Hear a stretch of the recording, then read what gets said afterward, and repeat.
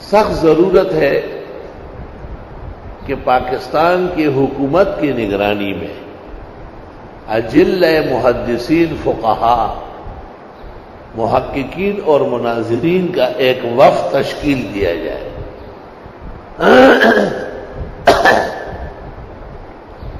اور وہ سعودی حکومت سے کہے کہ ہم آپ کے علماء سے بعض مسائل پر بات کرنا چاہتے ہیں.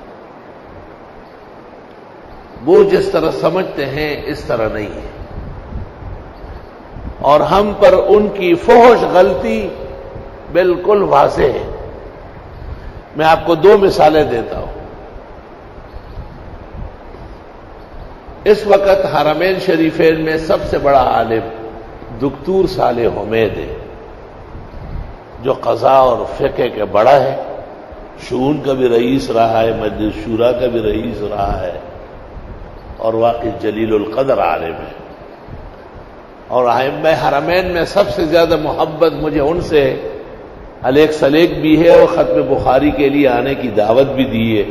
کبھی کبھی برادرم مولانا عبدالقیوم گلگت والوں سے پوچھتے ہیں شیخ زرولی متی یدعون الی حفلۃ البخاری، کب بلا رہے ہیں؟ نحن متحیون. شیخ نے جواب دیا، مولانا صاحب نے، جن کے توسط سے بات ہوئی، کہ جو ہونا کا غیر صالح، پاکستانی فضائیں ٹھیک نہیں، اجتماعات میں ہمارے علماء احتیاط کرتے ہیں.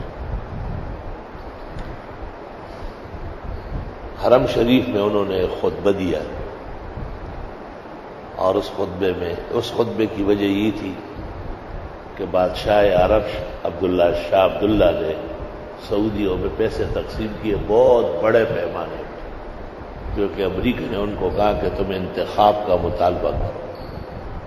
تو انتخاب میں تو وہ شاہی خاندان پٹے گا، کبھی بھی حکومت میں نہیں رہیں گے. تو شاہ عبداللہ نے ارب و کرب ان پر تقسیم کر کے کہا پیسے جتنا چاہیے لے لو، انتخاب کا نام نہ لو، یہ بہت مشکل ہے. تو لوگوں میں چمگوئیاں ہوتی ہے. تو شیخ نے جو جمعہ کعبے میں پڑھایا اس میں موجود تھا، اور وہ ریکارڈ نکالا ہے میں نے.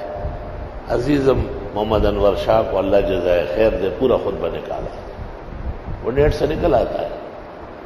شیخ نے کہا ہے الفقر مذموم فی کتاب اللہ و سنت رسولی ولیس بممدوح، الفقر ذلت. حالانکہ بخاری میں باب فضل الفقر والفقراء،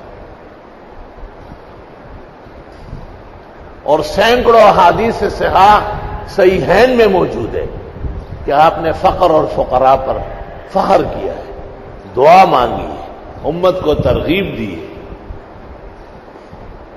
تو میں نے انور شاہ کو کہا کہ شیخ کو 1-2 حدیثیں سینڈ کرو، اور ان کو کہا گیا کہ جناب کا خطبہ پورے عالم نے سنا، اللہ سننے کی توفیق دے، آپ کا خطبہ مقبول و مبرور رہے. مگر سب ایک جیسے نہیں ہے، کبار علماء و حفاظ حدیث موجود ہے. آپ کا خطبہ صحیح احادیث کے خلاف واقع ہوا، اور مندرجہ ذیل حدیثوں پر غور کریں. چنانچہ اس کا پیغام آیا سامحونی سأصلحها انشاءاللہ بعد برہا فسلموا منی علی ابیکم الحنون البحور للآثار والاحادیث. ریکارڈ میں موجود ہے. والد صاحب کو سلام کہے اور معاف فرمائے، میں ان قریب اس کی اصلاح کروں گا. یہ ایک بات ہو گئی. شریم نے خطبہ دیا، اس میں موجود تھا، جمعے کا خطبہ دیا. خطبہ اس طرح دیا کہ اہل باطل صرف اپنے دلائل پیش کرتے ہیں، اہل حق ایسے دلائل بھی پیش کرتے ہیں جن سے اہل باطل کو فائدہ ہوتا ہے، کیونکہ وہ جھوٹ نہیں بول سکتے. جیسے امام بخاری نے کتاب الزکات میں ایک روایت نقل کی ہے جو حنفیہ کو فائدہ دے رہی ہے، جبکہ حنفیہ پر امام بخاری کے حملے دنیا کو معلوم ہے. میں نے خطبہ سنا اور بہت دکھ اٹھایا. اور میں نے اپنے ایک عزیز شاگرد شفیق الرحمان کشمیری کو کہا کہ ایک ٹیپ ریکارڈ بھی لیا اور یہ کیسٹ نکال کے لاؤ. وہ ٹیپ ریکارڈ بھی لیا ہے, کیسٹ بھی لیا ہے. میں نے 15 مرتبہ اگلے صبح تک سنا اور وہاں کے علماء سے گفتگو کی. وہ غریب ریالوں کے لیے ٹھہرے ہوئے ہیں, ان کا کیا کام ہے تحقیق. اور انہوں نے کہا نہیں تعریف کی. میں نے کہا تعریف نہیں کی, مذمت کی. حنفیہ کو اہل باطل میں ڈالا ہے. یہ اس کے اختیار میں حق و باطل کے فیصلے کرتا. چنانچہ اس کو بھی میں نے پیغام دیا کہ خود بے احتیاط سے دیا کرو. صرف آپ نہیں اور بھی دنیا میں علماء ہیں.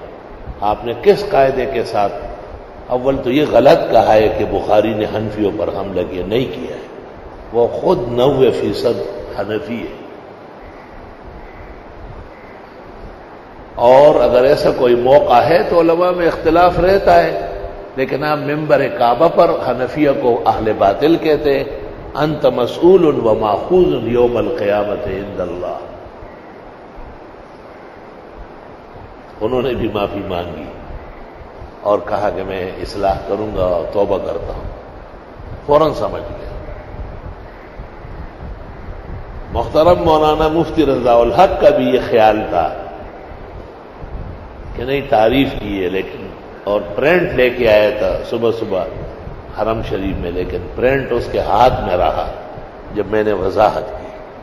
میں نے کہا نہیں, وہ کہتے ایک اہل حق ہے جیسے بخاری, ایک اہل باطل ہے جیسے حنفی. اس سے آپ کیسے تعریف نکال رہے ہیں؟ خیر تو ہے.